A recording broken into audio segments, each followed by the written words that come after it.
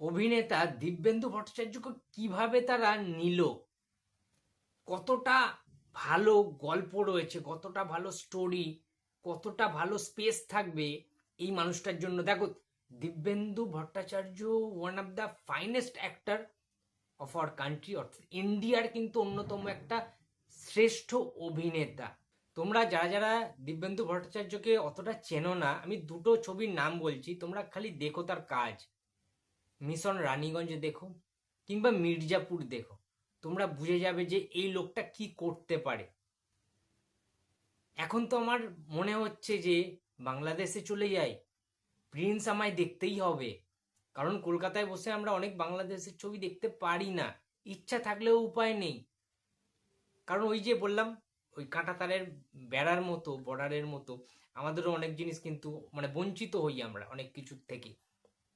একই দিনে রিলিজ হয় না, প্রাইরেসির মাধ্যমে, বিভিন্ন মাধ্যমে, ওটিটির মাধ্যমে যদি পরবর্তীকালে আসে তো তখন আমরা দেখতে পাই। বাট একই দিনে রিলিজ খুব কম হয় বাংলাদেশ ইন্ডিয়ার যে কোনো সিনেমা। তো যাই হোক, পোস্টারটা কেমন লাগছে?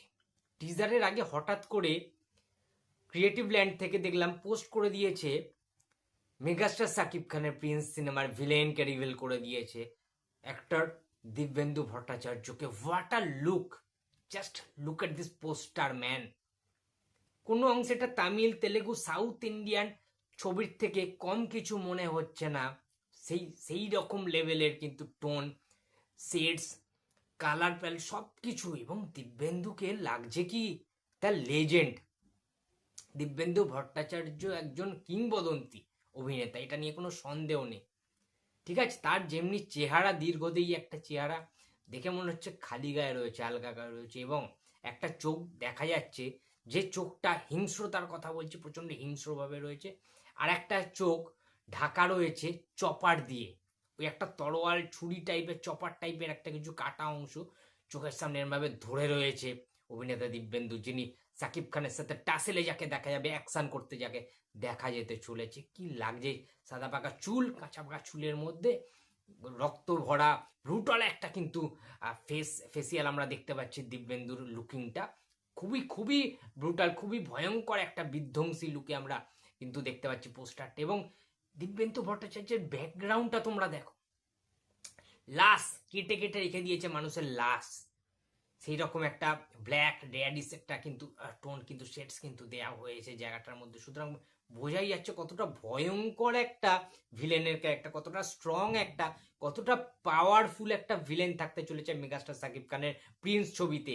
ইব্রাহিম ভার্সেস আফগানি পাঠান, খেলা জমে ক্ষীর।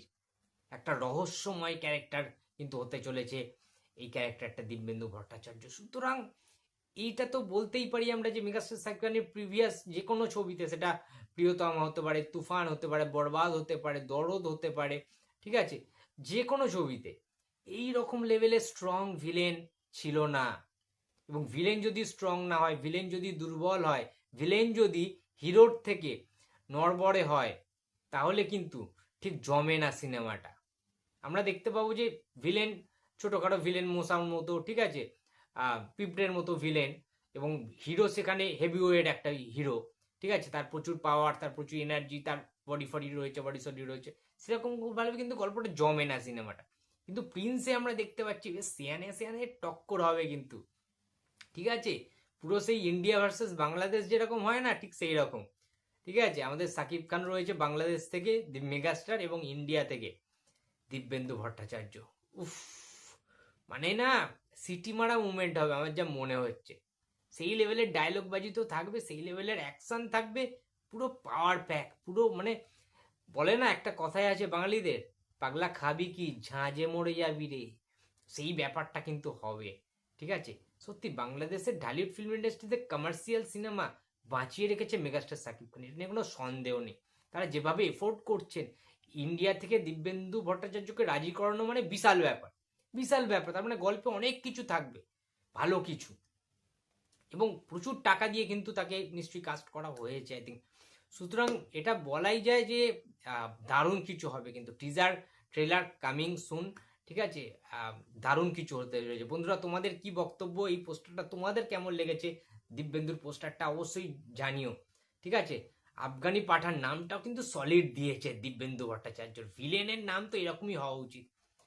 সালা জমে ক্ষীর ভাই এখন থেকে, ঠিক আছে? তো বন্ধুরা, ভিডিওটা কেমন লাগলো অবশ্যই কমেন্ট বক্সে জানিয়ে দিও।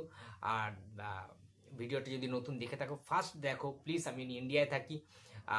লাইক করো, কমেন্ট করো, শেয়ার করতে ভুলো না, তোমরা আমায় ভালোবাসা দিও, এটুকুনি চাইবো। তো দেখা হচ্ছে নেক্সট কোনো ভিডিওতে। তো টাটা।